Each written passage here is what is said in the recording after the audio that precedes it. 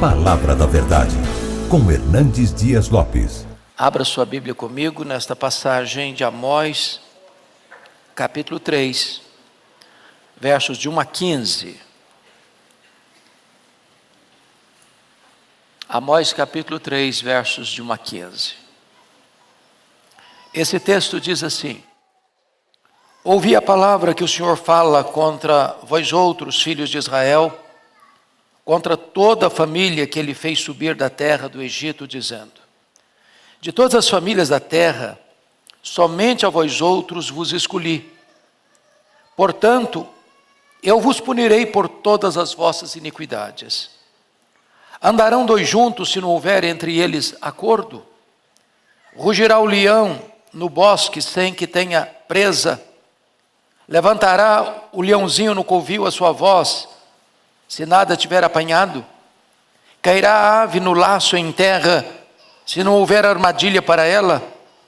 Levantar-se-á o laço da terra, sem que tenha apanhado alguma coisa?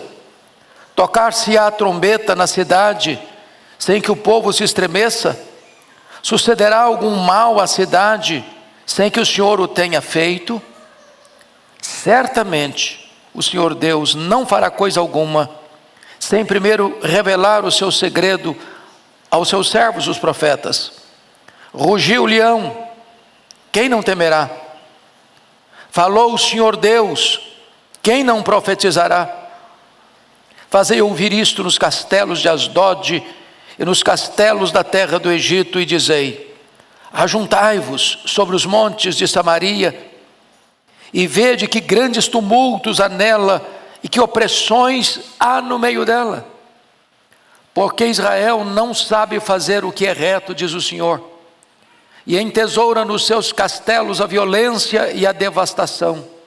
Portanto, assim diz o Senhor Deus: o inimigo cercará a tua terra, derribará a tua fortaleza, e os teus castelos serão saqueados. Assim diz o Senhor: como o pastor livra da boca do leão as duas pernas ou um pedacinho da orelha, assim serão salvos os filhos de Israel que habitam em Samaria, com apenas o canto da cama e parte do leito. Ouvi e protestai contra a casa de Jacó, diz o Senhor Deus, o Deus dos exércitos. No dia em que eu punir Israel por causa das suas transgressões, visitarei também os altares de Betel, e as pontas do altar serão cortadas e cairão por terra. Derribarei a casa de inverno com a casa de verão. As casas de marfim perecerão, e as grandes casas serão destruídas, diz o Senhor. Hoje eu quero tratar com os irmãos sobre o tema o rugido do leão. O rugido do leão. Verso 4: Rugirá o leão no bosque, sem que tenha presa. Verso 8: Rugiu o leão, quem não temerá? Falou o Senhor, quem não profetizará? O rugido do leão. Meus irmãos, Amós é um dos profetas menores.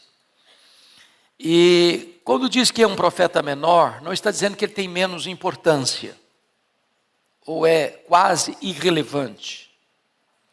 Quando diz que é um profeta menor, é porque ele tem um conteúdo registrado, escrito, menor do que os profetas maiores, ou seja, Isaías, Jeremias, Ezequiel e Daniel. Amós está profetizando para o reino do norte. Nós chamamos o reino do norte de Israel. As duas tribos do sul, o reino de Judá. Mas ele nasceu em Tecoa, no reino do sul, e está profetizando no reino do norte. Amós não é um homem das altas cortes ou das altas rodas sociais, não procede da aristocracia. Ele é um boiadeiro, um boieiro. Diríamos nós, o homem plantador de sicômoros, ou seja, a lida dele é com a agricultura e com a pecuária. Mas aprove a Deus chamá-lo. E chamá-lo para confrontar a elite econômica, política do Reino do Norte. Já vimos nas aulas anteriores que o método dele foi muito estratégico. Por quê? Porque ele começa denunciando as nações pagãs, estrangeiras. E já tinha denunciado, portanto, a Síria, a Filistia, a Fenícia. Depois ele começa a denunciar os pecados das nações que tinham parentesco com Israel: Edom, Amon e Moabe. Fechando o cerco, ele denuncia os pecados de Judá. Mas o propósito dele era embocar a trombeta e exercer o seu ministério específica e exclusivamente em Israel, ou seja, no Reino do Norte. Eu até vejo a população do Reino do Norte aplaudindo Amós quando ele denuncia os pecados da Síria, aplaudindo Amós quando ele denuncia os pecados da Filistia e da Fenícia. Muito bem, Amós, é isso mesmo. Eu vejo esse povo até aplaudindo Amós quando ele denuncia os pecados das nações ao redor de Israel, que tinham parentesco com Israel: Edom, filho descendente de Esaú; Amon e Moabe, descendentes de Ló. Eu acho até que o povo aplaudia ele quando denunciava os pecados de Judá, Reino do Sul, muitas vezes se posicionando como rival do Reino do Norte. Mas agora ele está denunciando especificamente os pecados de Israel. E esse texto vai trazer para nós algumas lições importantes que passo a descrever. Primeiro, privilégios implicam em responsabilidades.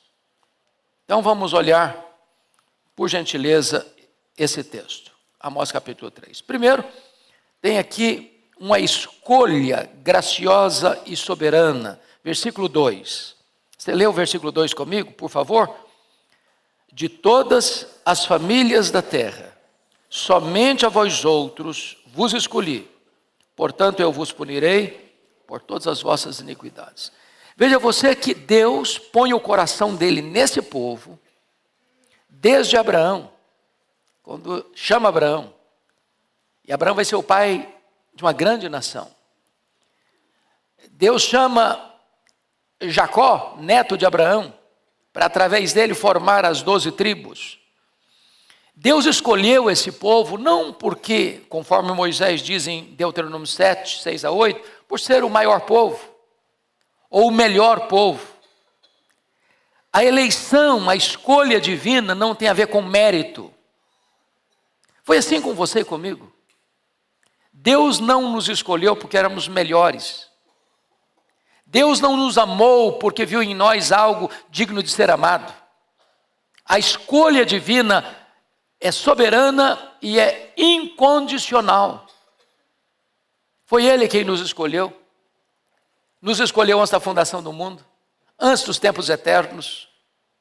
Nos escolheu em Cristo. Nos escolheu para vivermos uma vida santa e irrepreensível. Não nos escolheu porque previu que íamos crer, cremos porque nos escolheu.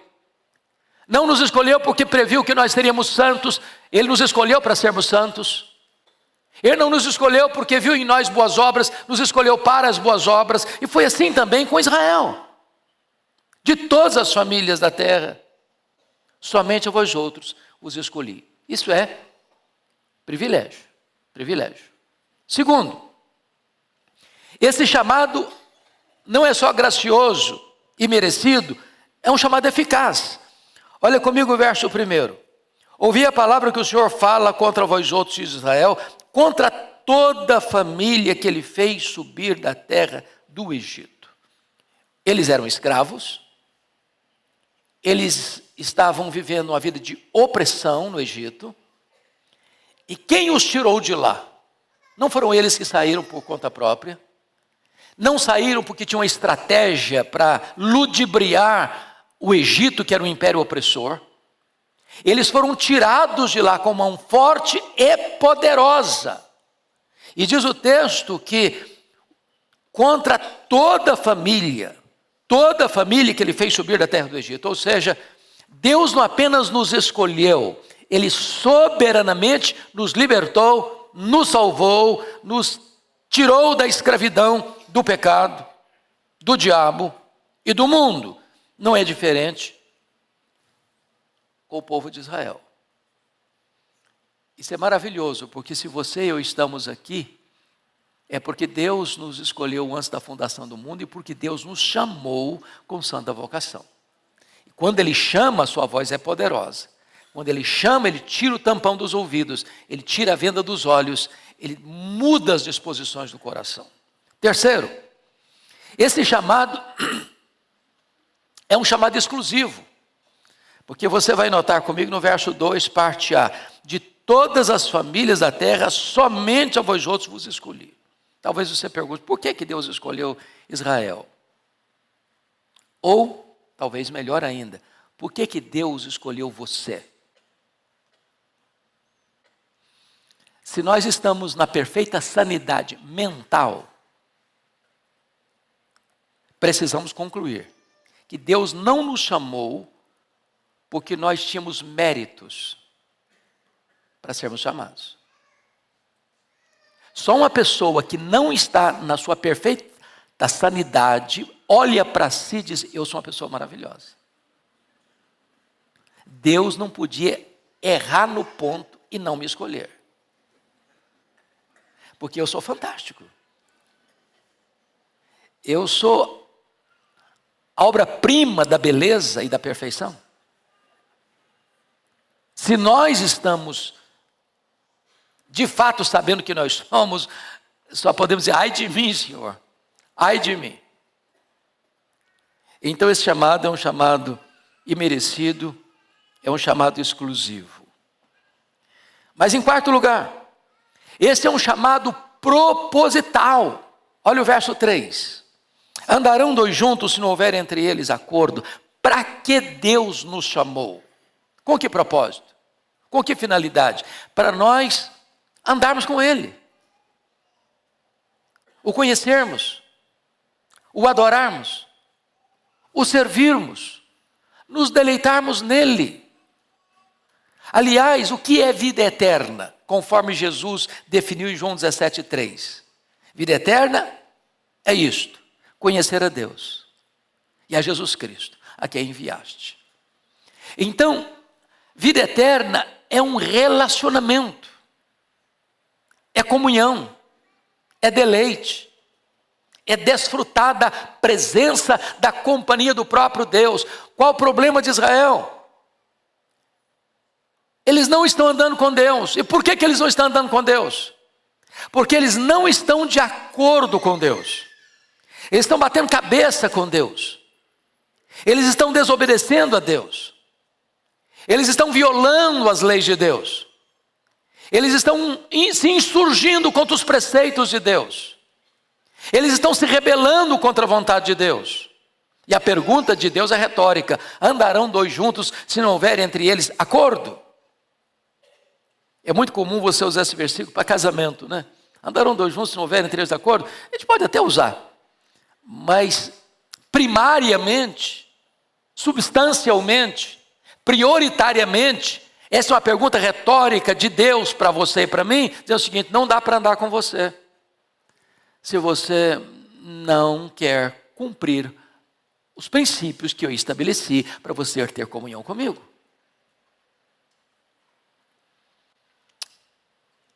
Preste atenção nisso. Não tem nada mais grave para você e para mim, do que Deus de falar assim para você e para mim: eu não ando mais com você. Não dá.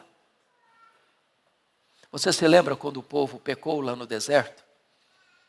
E Deus chegou para Moisés e disse: olha, Moisés, eu vou cumprir minha palavra. Eu vou levar vocês à terra prometida. A terra está garantida.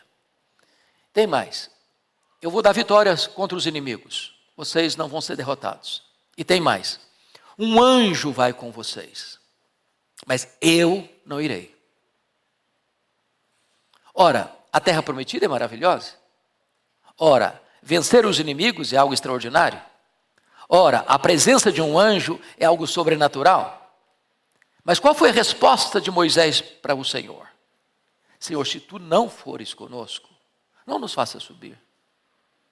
A terra prometida não mana leite e mel se tu não estiveres conosco. A vitória sobre os inimigos tem sabor amargo se não estiveres conosco. A presença de um anjo, embora sobrenatural e tão poderosa, não é suficiente para nós. A maior necessidade nossa, Deus, é andar contigo, é desfrutar da tua presença, é o tu estares conosco. Mas andarão dois juntos se não houver entre eles acordo? É a pergunta do profeta.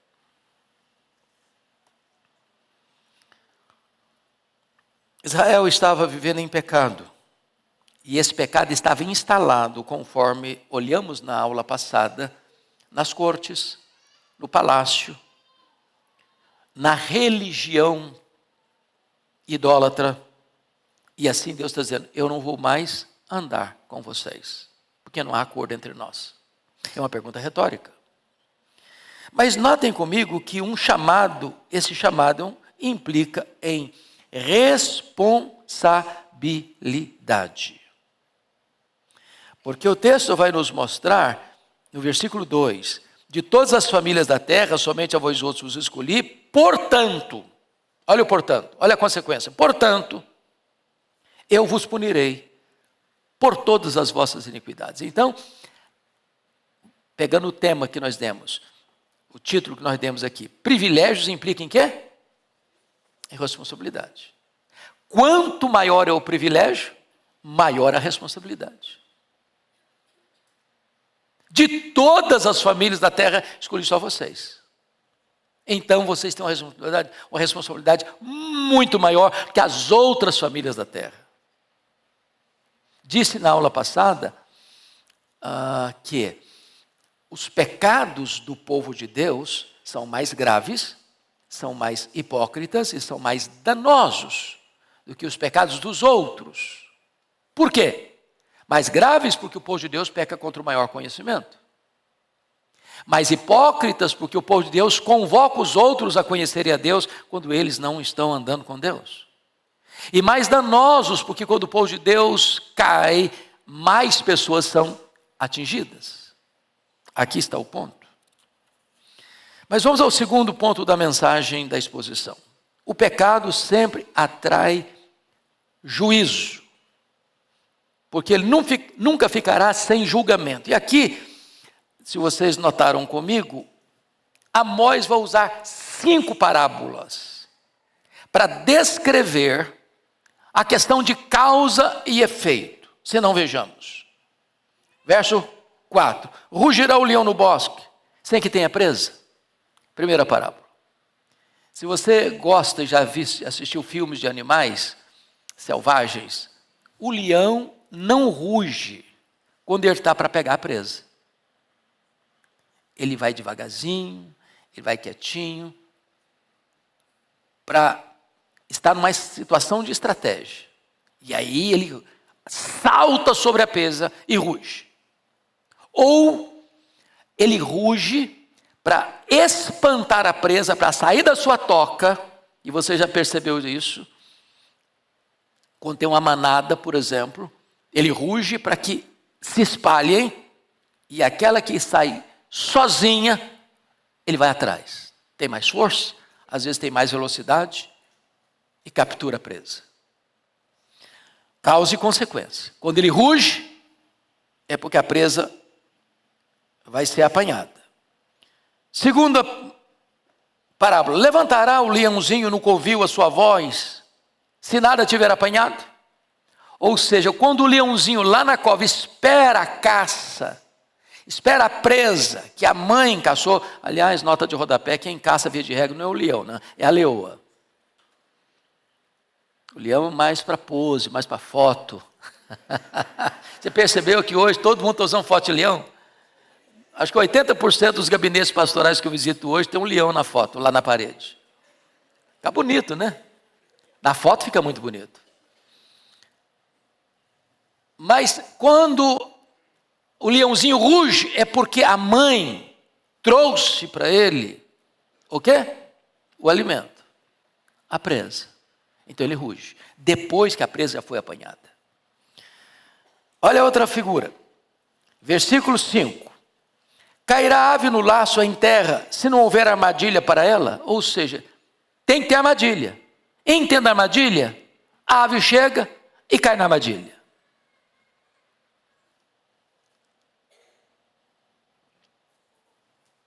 O que é armadilha? É o pecado. Quem é a ave que cai na armadilha? O povo de Deus. O povo de Deus armou o laço, armou a armadilha e o próprio povo de Deus caiu na armadilha. Ele fez a cova e caiu no buraco.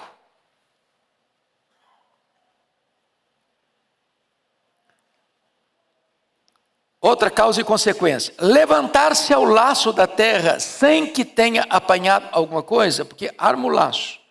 A presa chegou, o laço sobe, prende a presa, ela está capturada, está dominada. Causa e efeito. Outro efeito, versículo 6. Causa e efeito: tocar-se a trombeta na cidade sem que o povo se estremeça. Ou seja, a trombeta era um instrumento de convocação do povo, ou alerta do povo, na iminência de um ataque, de um inimigo, de uma situação trágica, de um perigo mortal. Então tocava a trombeta, o povo começava a tremer. Uma situação muito grave estava para acontecer. Ou a última que ele menciona: sucederá algum mal à cidade sem que o Senhor tenha feito? Ou seja, preste atenção que isso aqui não é mal moral, isso é mal circunstancial, isso é disciplina de Deus. Que o contexto aqui é: quem vai trazer o mal sobre o seu povo? Quem vai trazer o mal sobre Israel? Deus. Que mal é esse que Deus vai trazer sobre Israel? O cerco, o ataque, o domínio do poderoso império assírio, que vai cercar Samaria durante 3 anos, que vai saquear Samaria, que vai entrar nos palácios, nas casas grandes de marfim, e vai saquear tudo, levar tudo embora, e fazer desse povo um povo escravo e cativo. Então preste atenção aqui nas lições. Primeiro, a sentença de Deus estava lavrada contra o seu próprio povo rebelde. Rugirá o leão sem que tenha presa. A sentença está lavrada. O leão rugiu. Se o leão rugiu, é porque a presa já foi pega, já foi apanhada. Segundo, o povo de Deus cai no laço do seu próprio pecado. Porque cairá ave no laço em terra, se não houver armadilha para ela. A armadilha foi montada pelo próprio povo de Deus para pegar a si mesmo. Isso é o pecado é um embuste, é um engodo, é uma farsa. O que o pecado promete? Prazer. O que ele entrega? Desgosto. O que o pecado promete? Alegria. O que ele entrega? Tristeza. O que o pecado promete? Liberdade. Sou dono do meu nariz. Ninguém impõe uma limitação à minha vida. O que ele entrega? Prisão. Escravidão. O que o pecado promete? Vida. Curtir todas as taças dos prazeres. O que ele entrega? Morte. Então o povo de Deus cai no laço do seu próprio pecado. Terceiro, a proclamação do juízo de Deus é vista aqui como um verdadeiro terremoto. Veja o versículo 6 comigo. Tocar-se a trombeta na cidade sem que o povo se estremeça. A ideia aqui é de terremoto. E se você perceber lá no capítulo 1, no versículo 1 mesmo, já fala que a profecia foi dada 2 anos antes do terremoto.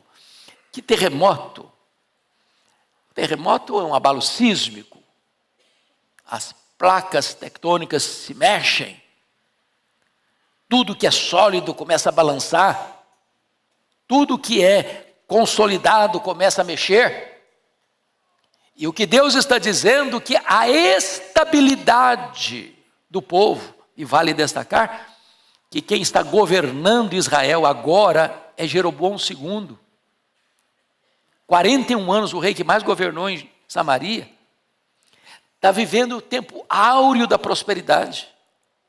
Vivendo o tempo áureo da economia. Vivendo o tempo áureo da paz nas fronteiras e do crescimento econômico dentro das fronteiras.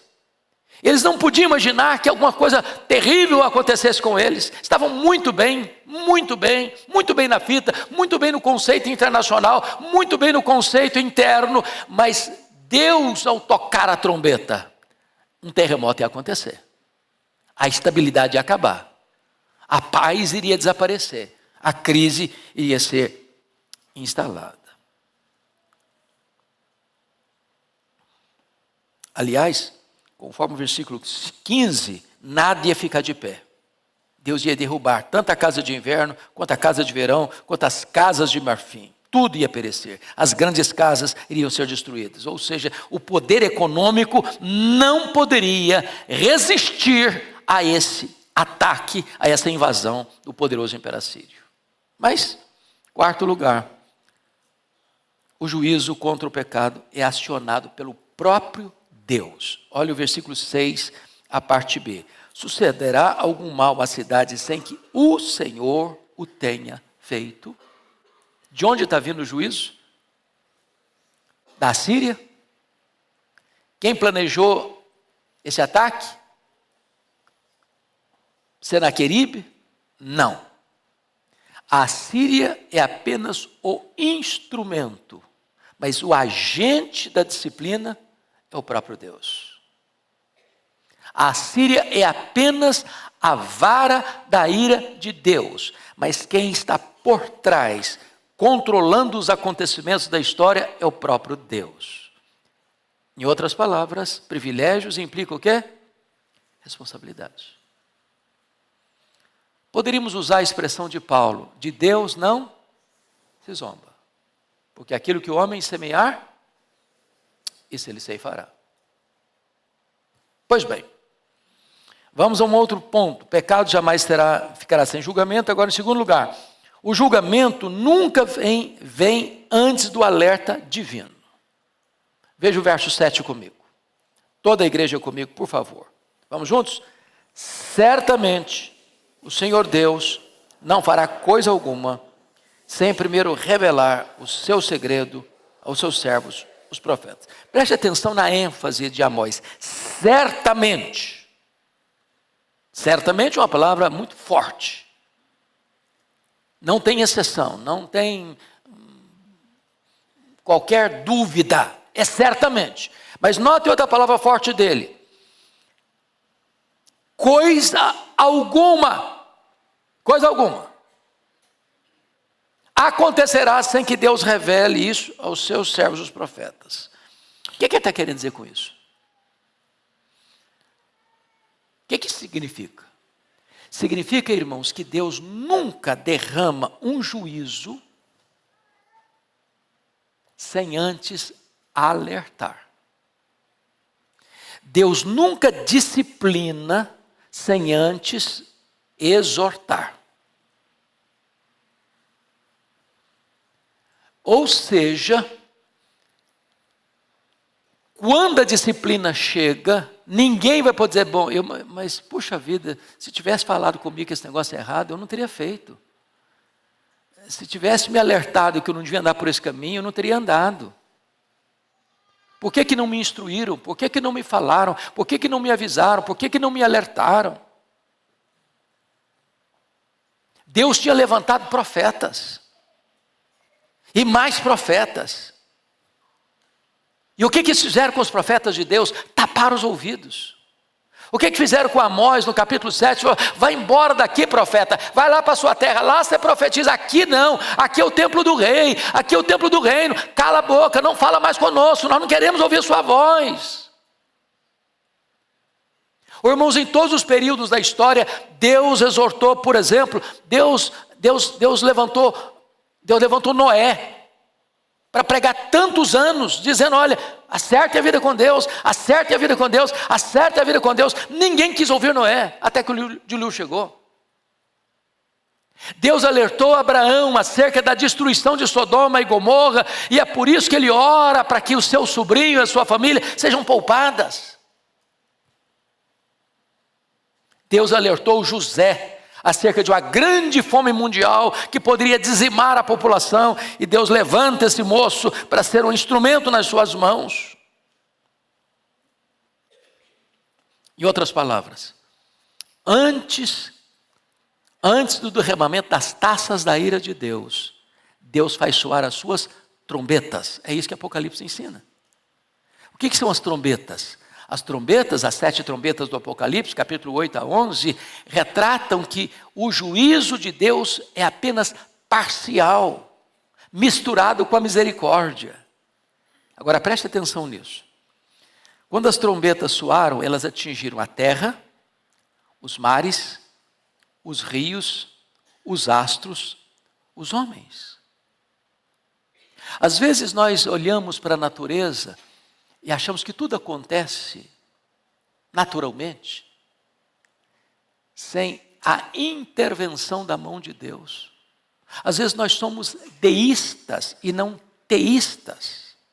Em outras palavras, às vezes nós imaginamos que Deus criou e largou o mundo para funcionar sozinho. Não, meus irmãos, Deus está tocando trombetas. Quando os fenômenos acontecem nos mares, nos tsunamis da vida, nos rios, nas enchentes e inundações, quando Deus fere a terra com seca ou com enchentes, quando os astros revelam situações que trazem consequências danosas para os homens, quando você vê a turbulência das nações e os homens em perplexidade, são trombetas de Deus, avisando aos homens: arrependam-se, arrependam-se, arrependam-se. Se os homens taparem os ouvidos a esta trombeta, o que virá são as taças do juízo. Aí não tem mais escapatória. Trocando em miúdos ou usando outras palavras, o rugido do leão ecoa em cada página da Bíblia. Alertas de Deus. Mas em terceiro lugar, o pecado nunca fica escondido. Veja comigo o verso 9 e 10. Primeiramente, quando o povo de Deus peca, até os pagãos ficam escandalizados. Olha o verso 9, leia comigo o verso 9.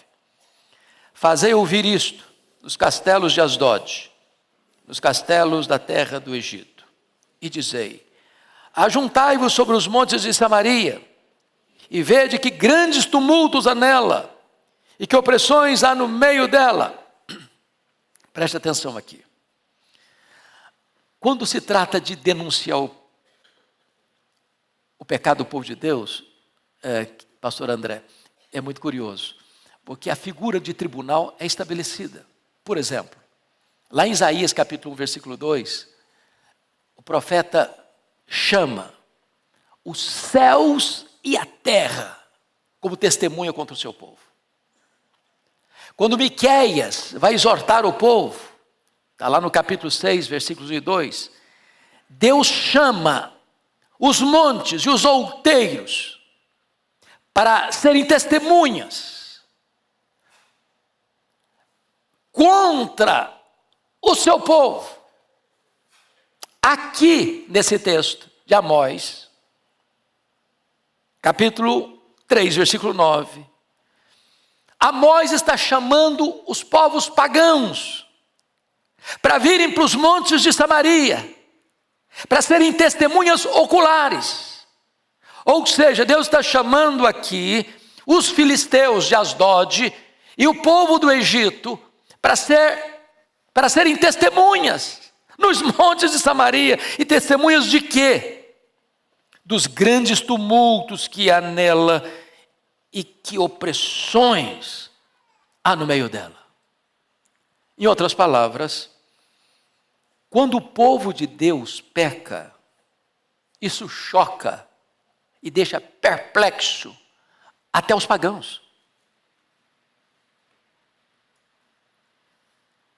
os pagãos que só têm a lei da consciência e não a revelação especial de Deus, a sua palavra, são testemunhas contra o povo que tem a revelação especial. E não obstante isso, despreza Deus, se insurge contra Deus, desobedece à lei de Deus. Segundo, quando o povo de Deus se entrega ao pecado, ele se torna pior do que os ímpios. Olha o verso 10 comigo, por favor. Leia o verso 10 comigo.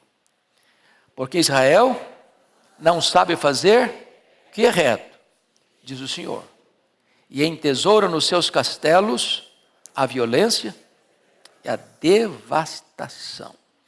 Então, como você, como eu, gosta de grifar sua Bíblia, vamos grifar algumas coisas aqui. Versículo 9, ele fala de grandes tumultos, né? Grandes tumultos, convulsão social. Ainda no verso 9, ele usa opressões, e olha que está no plural, opressões, no meio dela, no meio de quem? Samaria, capital do reino. Versículo 10, eles não sabem fazer o que é reto. Agora, não sabem porque são ignorantes, porque não conhecem. Isso é uma força de linguagem. Não é que eles não sabem porque nunca ouviram falar, ou porque não conhecem, porque são analfabetos das coisas espirituais, não. Quando diz eles não sabem fazer o que é reto, é que apesar de saber o que é reto, eles rejeitam o que é reto. Eles conhecem a luz, mas amam mais as trevas do que a luz. Eles sabem o que Deus requer, mas eles se insurgem contra Deus e fazem exatamente o contrário do que Deus mandou. Rebelião. Mas ainda no versículo 10, olha aí. Entesoura nos seus castelos.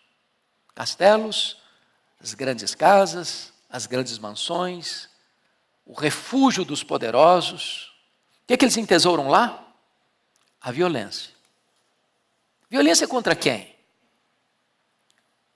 Contra os inocentes. Contra aqueles que não têm vez. Contra aqueles que não têm voz.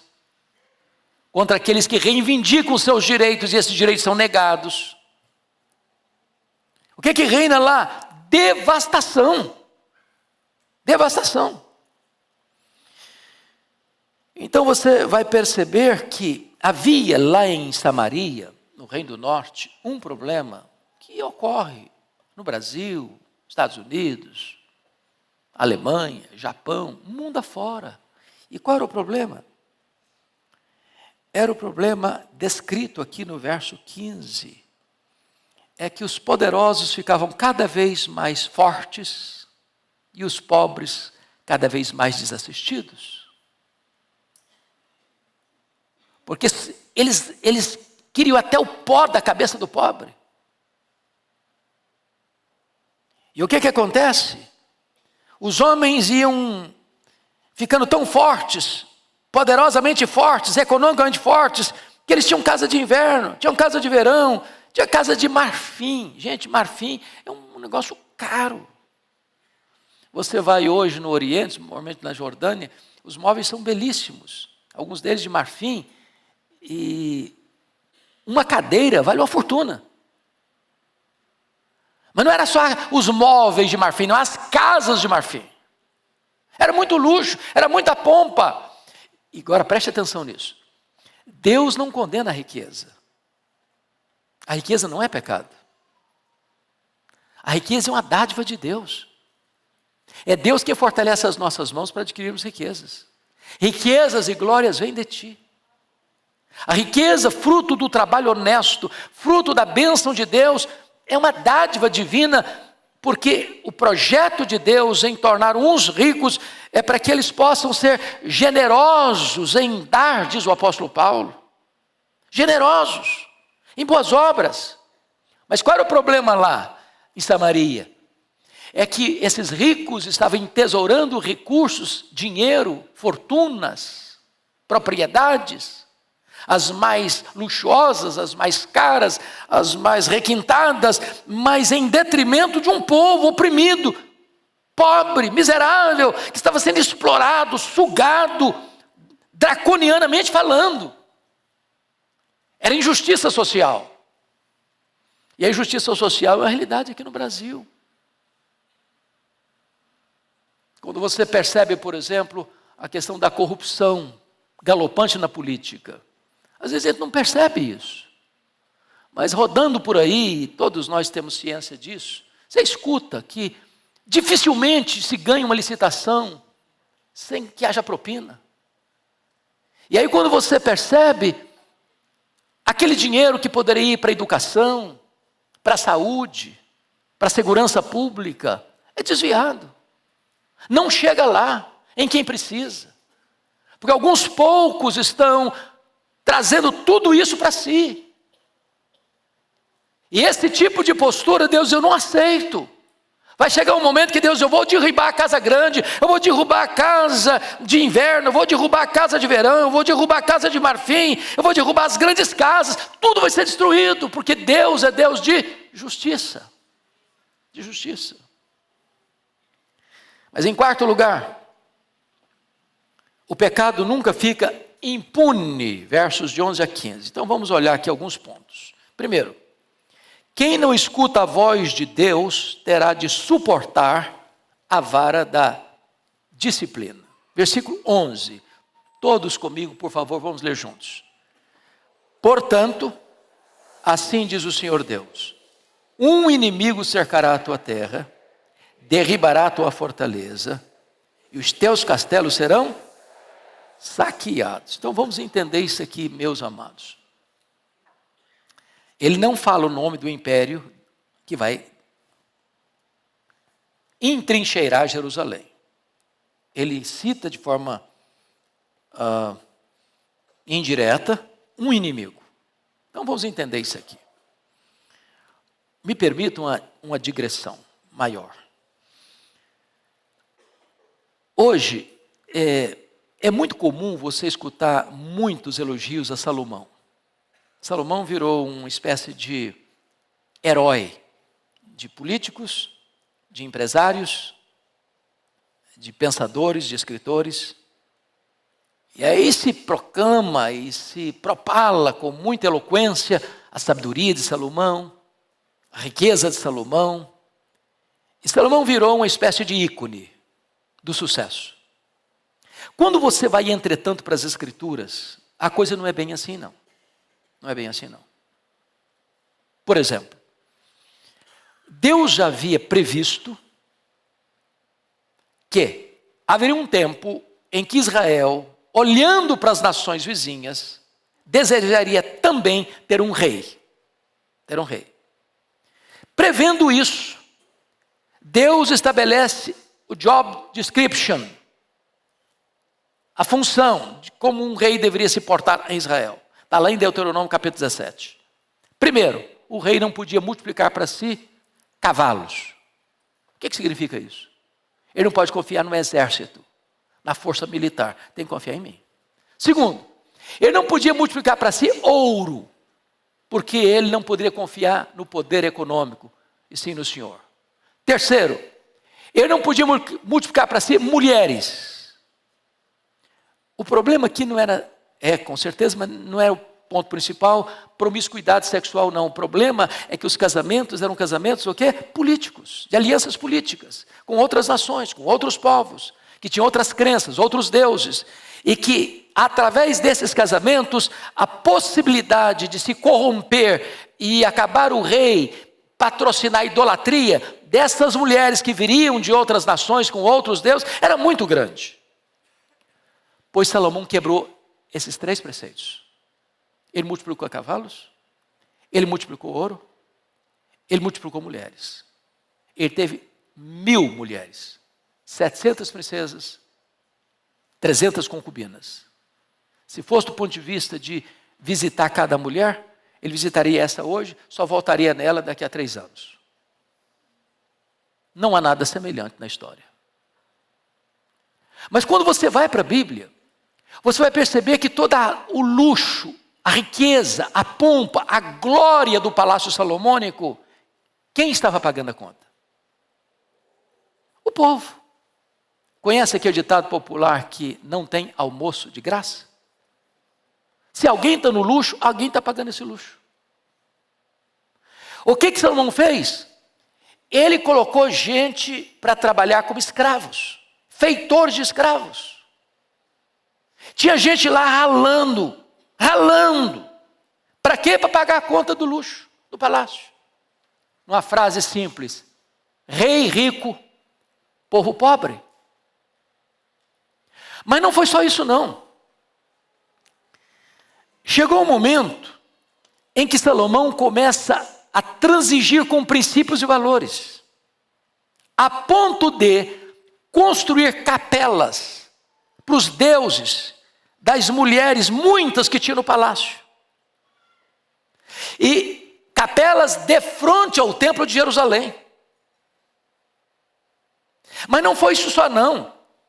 Ele mesmo passou a adorar esses falsos deuses, adorados pelas suas mulheres. Tornou-se um homem idólatra. Virou as costas para Deus. Profanou a casa de Deus. Sabe o que Deus disse para ele? Pois eu vou tomar o reino da sua mão. Eu vou dar o reino a outro. E Deus chegou a dizer quem era o cara.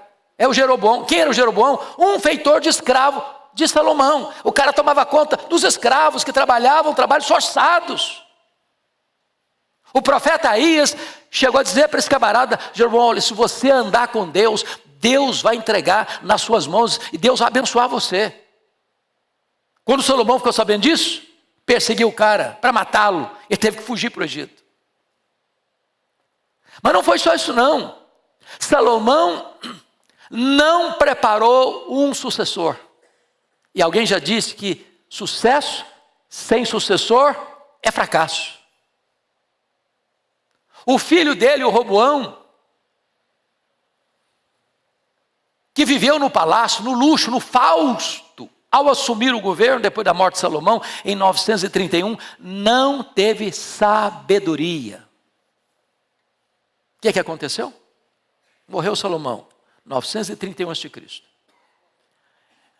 Esse cidadão Jeroboão, que fugiu para o Egito, retorna rapidamente para Israel, reúne o povo, vai ao rei Roboão e diz: olha, nós temos uma reivindicação a fazer. Alivia a mão. Nós não aguentamos mais pagar impostos. Está demais. Estamos trabalhando a meia com o governo. Não aguentamos mais. Agora, se você aliviar os tributos, os impostos que nos oprimem, nós prometemos a você, rei Roboão, que vamos ser leais a você. Bom, imposto alto, o Brasil não tem nenhuma saudade de Israel. Na verdade, nós estamos com o mesmo problema hoje. Cada dia mais. Hoje o camarada para abrir uma empresa é uma loucura. E às vezes quando os impostos são pesados demais, isso pode fazer o quê? Levar muita gente a ludibriar o fisco. Arranjar um outro jeitinho. Pois bem, o rei Roboão não quis ouvir. Não, se vocês acham que eu vou aliviar a carga de vocês, a carga tributária, vocês estão muito enganados e usam uma figura de linguagem. O meu dedo mínimo é mais pesado que o braço do meu pai. E eu vou botar chicote em cima de vocês. O que aconteceu? Sob a liderança cismática de Jeroboão I, 10 das 12 tribos romperam com a dinastia davídica e formaram um reino, chamado Reino de Israel, que durou 209 anos, de 931 a 722. Esse reino teve 19 reis, 8 famílias diferentes, 8 dinastias diferentes governando. Nenhum desses reis andou com Deus. E eu pergunto a vocês, onde nasceu o reino rebelde de Israel? Na casa de Salomão. Na casa de Salomão. A tragédia de Israel nasceu dentro da casa de Salomão.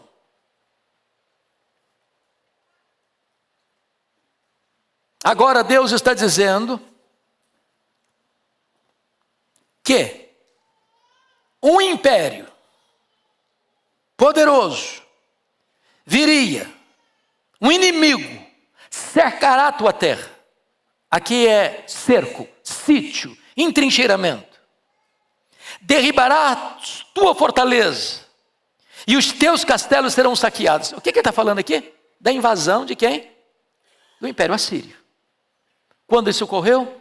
722 a.C. Samaria foi sitiada, cercada. Quanto tempo? 3 anos. O que aconteceu lá dentro?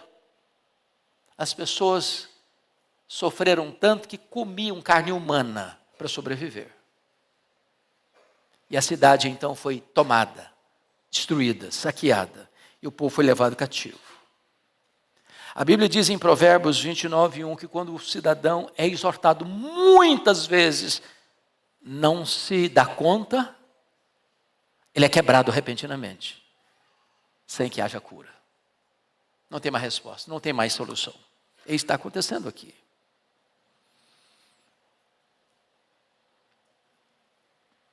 Quem não escuta a voz de Deus, terá que escutar o estalido do chicote da disciplina.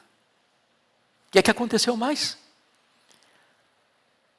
Esse povo restante que ficou em Samaria, porque você não leva literalmente 100% das pessoas, os que ficaram, por estratégia, o rei Sargão II traz outros povos para cá.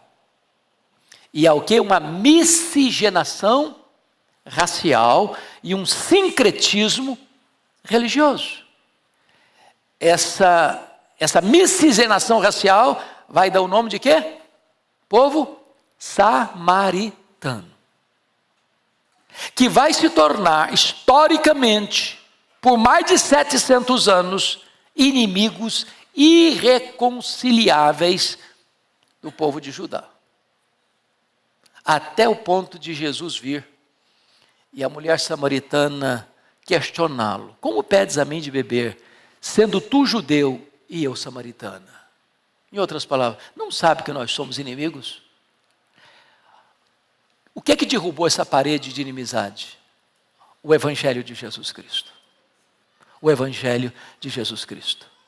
Quando o diácono Filipe foi para lá, fazendo maravilhas e prodígios, quando o apóstolo João e o apóstolo Pedro foram para lá, o Espírito Santo foi derramado, aí não tem mais barreira, porque Jesus já havia dito: e sereis minhas testemunhas, tanto em Jerusalém, como em toda a Judeia e Samaria, e até os confins da terra. Meus irmãos, só o Evangelho de Jesus Cristo consegue sarar feridas étnicas, religiosas.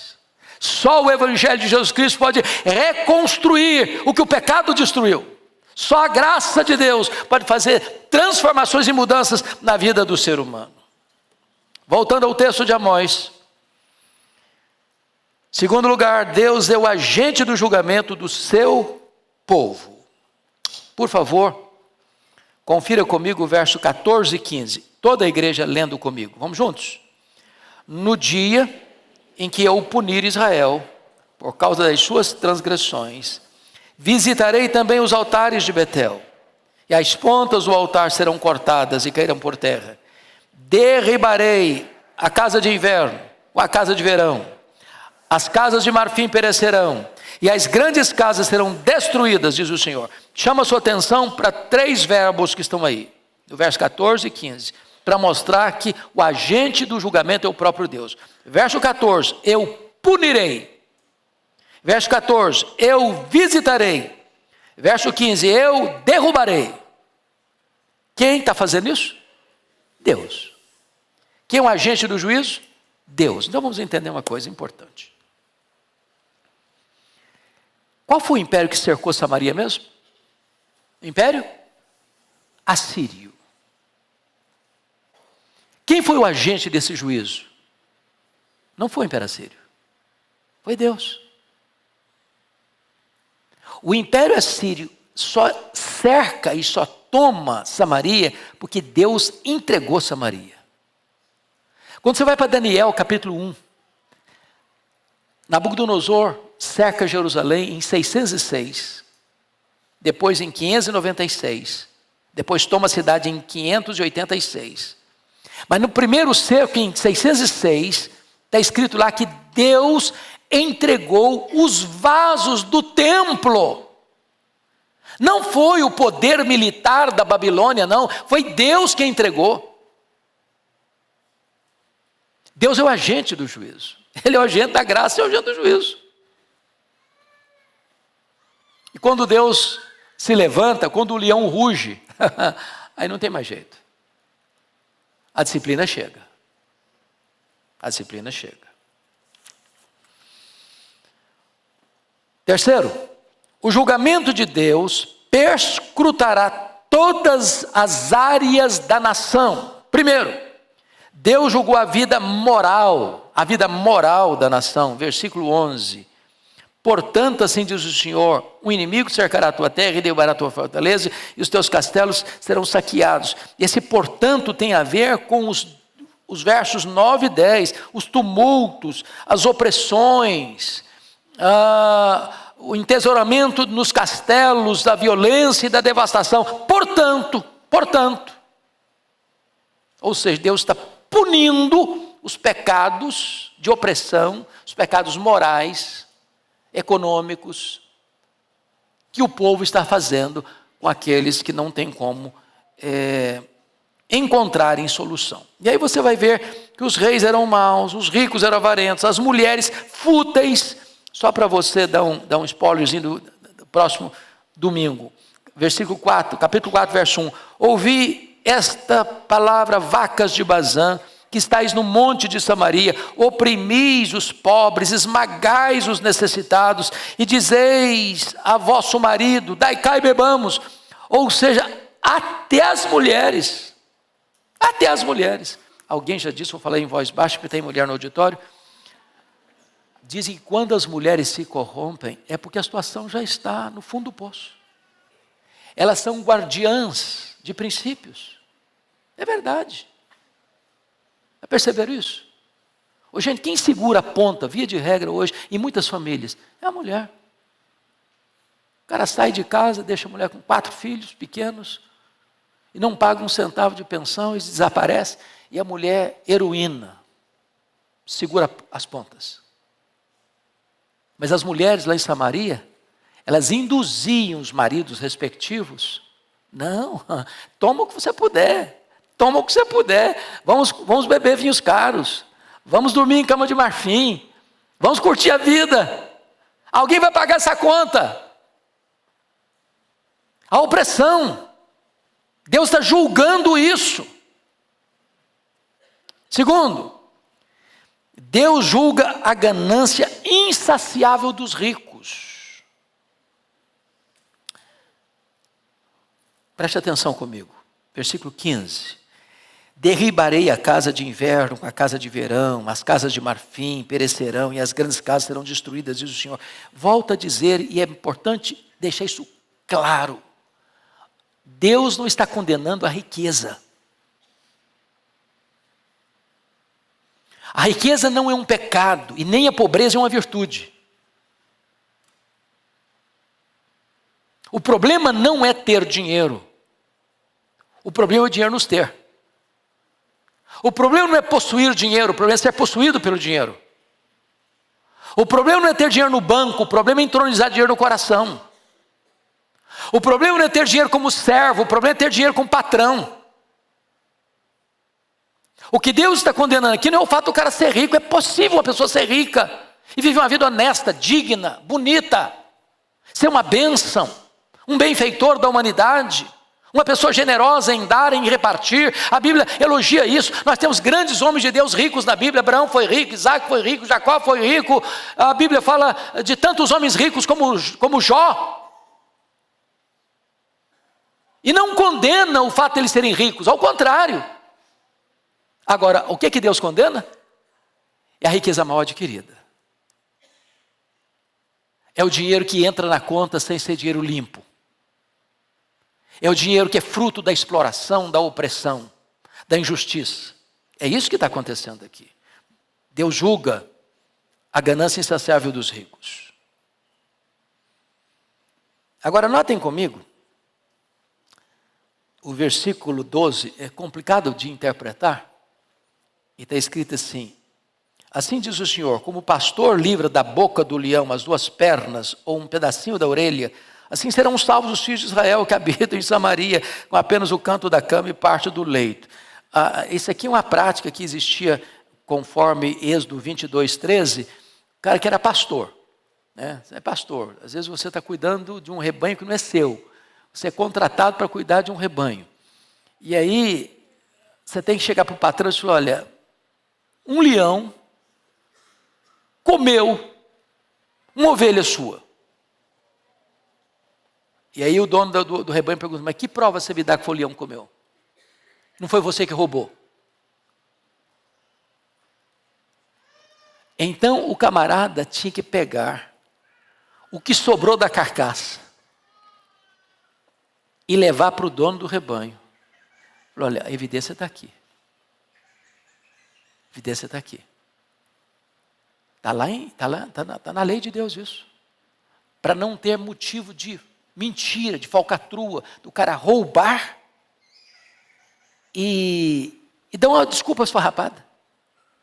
Lembra quando o relatório de Jacó deu para o Labão, quando o Labão começou a perseguir o Jacó? Falou: eu trabalhei para você 20 anos, cara. Você mudou meu salário mais de 10 vezes. Eu nunca comi um cabrito do rebanho, nunca. Quando um animal seu era arrebatado, eu tinha que pagar. O contexto aqui, irmãos, é que a situação era tão grave, é que o leão já tinha rugido. O leão já tinha pegado a presa. E os que escaparam é como aquela perninha da ovelha que escapou da boca do leão, da carcaça que ficou. É uma tragédia irremediável, irremediável. Mas Deus julga também, meus irmãos, o pecado da injustiça social da nação, com os tumultos, as opressões, a violência, a devastação, as transgressões. E eu termino dizendo, ultimamente, Deus julga o pecado religioso da nação. Versículo 14, leia comigo, por favor. O versículo 14 todo, vamos todos juntos. No dia em que eu punir Israel, por causa das suas transgressões, visitarei também os altares de Betel, e as pontas do altar serão cortadas, cairão por terra. O que ele está falando aqui? Lembram, por favor, de 931 a.C., quando Jeroboão I, rompendo com a dinastia davídica, forma um reino cismático, com as 10 tribos do norte. Qual foi a conclusão dele? Se o meu povo voltar lá para Jerusalém, para adorar lá no templo de Jerusalém, que era a sede religiosa da nação, o meu povo vai me abandonar, depois vai me matar, e eu vou perder o meu reino. O que ele fez? Estabeleceu novos lugares de adoração. Dan, lá no norte, Betel lá no sul. O que ele fez? Construiu bezerros de ouro, outros deuses, com outros sacerdotes, com outro estilo de culto, pervertendo a religião. E o que é Betel agora? Betel não tem nada a ver mais com a experiência de Jacó, casa de Deus, porta do céu. Betel agora é um centro de idolatria. Betel é um local onde as pessoas iam adorar um bezerro de ouro. Betel era uma abominação para Deus. E Deus está dizendo o seguinte: quando esse império vier, não só o poder econômico, não só o poder político, não só o poder social, não só a sociedade vai entrar em colapso, mas a religião também vai entrar em colapso. Betel vai ser destruído. E aí tem uma expressão aqui que precisa ser entendida por todos nós. Não só os altares vão ser visitados pela ira de Deus, mas as pontas do altar serão cortadas e cairão por terra. O que é a ponta do altar? Você se lembra quando o Adonias se declarou rei, com seu pai vivo ainda, querendo dar uma rasteira no pai, e contrariar a vontade do pai, que era instituir e estabelecer Salomão como rei, e não ele, Adonias? E a coisa se reverteu, e agora Salomão é coroado, e agora ele percebe que vai ser morto pelo irmão. Para onde o Adonias corre? Para o altar. Segurando o quê? Nas pontas do altar. Porque o entendimento é, ninguém pode ser morto segurando nas pontas do altar. O que aconteceu? Salomão disse, não, você pode ir para casa, mas fica lá. Prisão domiciliar, não vai sair não. Se você fizer o bem, eu nunca vou incomodar você. Ele fez errado. Salomão mandou matá-lo. Não foi isso que aconteceu com Joabe, o grande comandante? Davi falou, meu filho, cuidado com esse cara é perigoso. Eu não consegui lidar com ele, mas você precisa lidar. Aí quando Joabe percebeu que ele ia ser morto, correu lá para as pontas do altar, agarrou lá. Quando Deus diz, eu vou cortar a ponta do altar, está dizendo o seguinte, não tem refúgio, não tem saída, não tem lugar seguro para você quando eu visitar este povo com a minha disciplina. Então, até Betel para você cair. Não só as casas grandes, não só os palácios, não só os castelos, mas a religião também vai entrar em colapso quando Deus vier para disciplinar o seu povo. Eu li uma frase que me marcou muito, André, essa semana. De um dos maiores expositores bíblicos que eu conheço, Alex Motyer. Ele diz assim, onde a religião não tem poder, tudo fica sem poder. Quando a casa de Deus é derribada, nenhuma casa fica de pé. Vou repetir. Onde a religião não tem poder, tudo fica sem poder. Quando a casa de Deus é derribada, nenhuma casa fica de pé. A casa de Deus foi derribada. E todas as outras casas foram também. Em outras palavras, só existe um refúgio, irmãos, para o homem. Esse refúgio é Deus. Não há outro. Nem político, nem econômico, nem social, nem isso, nem aquilo outro. Só Deus pode ser o nosso refúgio. Corramo-nos, portanto, para ficarmos debaixo das asas do Altíssimo. E aí encontraremos um refúgio seguro e eterno. Que Deus nos abençoe. Amém. Vamos ficar em pé e vamos orar.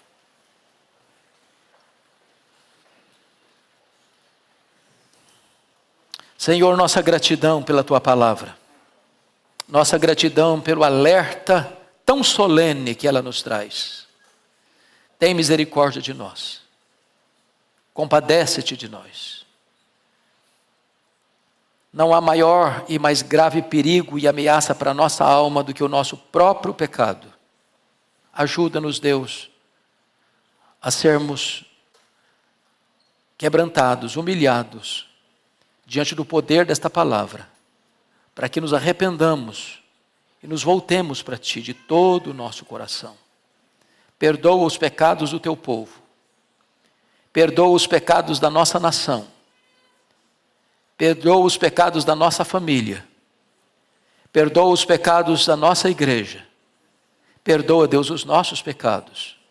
E tem misericórdia de nós, para que nos abriguemos em Cristo, o único refúgio seguro e verdadeiro. Oramos em nome dEle. Amém.